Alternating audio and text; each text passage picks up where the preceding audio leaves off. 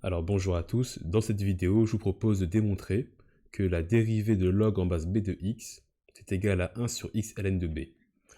Donc premièrement il faut réaliser que ce qu'on connaît nous, c'est la dérivée de ln de x. Par contre on ne connaît pas la dérivée de log.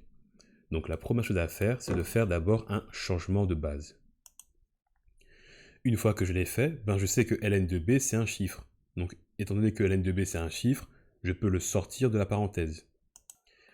Je me retrouve donc avec 1 sur ln de b fois la dérivée de ln de x. Et c'est quoi la dérivée de ln de x? C'est tout simplement 1 sur x.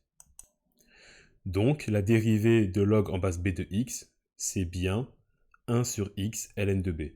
Donc attention qu'une erreur classique à l'examen, c'est d'oublier le fameux ln de b. Alors, une erreur que je vois trop souvent aussi en TP, c'est les étudiants qui dérivent en disant que la dérivée de ln de x sur ln de b, c'est u'v moins uv'. Mais techniquement ce n'est pas faux, mais ça n'a aucun sens ici. Vu que ln de b est une constante, je peux tout simplement le sortir de ma dérivée. Alors à présent, je peux démontrer que la dérivée de b exposant x, c'est lui-même fois ln de b. Donc ici, à nouveau, je ne connais pas la dérivée de b, par contre je connais la dérivée de e exposant x. Je sais que cette dérivée, c'est tout simplement e lui-même. Donc ici, l'astuce, ça consiste à faire apparaître un e, en disant que j'ai e exposant ln. Comme ça, quand je vais dériver e, je vais tomber sur lui-même. Donc déjà, j'ai e exposant ln de bx, ok.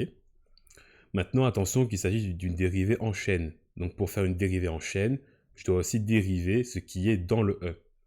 Ce que j'ai dans le e, c'est ln de b à la puissance x. Alors le truc, c'est que pour dériver ça plus simplement, je peux prendre le x et le mettre devant le ln. Donc ça, c'est la fameuse propriété numéro 3. Lorsque j'ai le ln d'une fonction exposant quelque chose, l'exposant peut passer devant le ln. Alors pourquoi c'est pratique de faire ça? Parce que du coup, mon exposant il disparaît. Et du coup, je me retrouve à devoir dériver x fois ln de b. Or, ln de b est une constante. Ça signifie que je peux le passer du coup devant ici ma dérivée.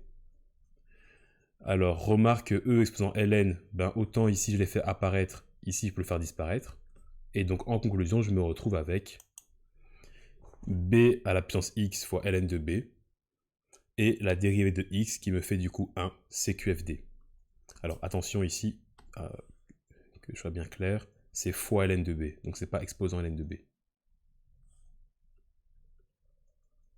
Donc voilà, ces deux démos sont à code pour l'examen, donc attention que lorsqu'on va dériver un b exposant x, il y a bien un ln de b qui apparaît.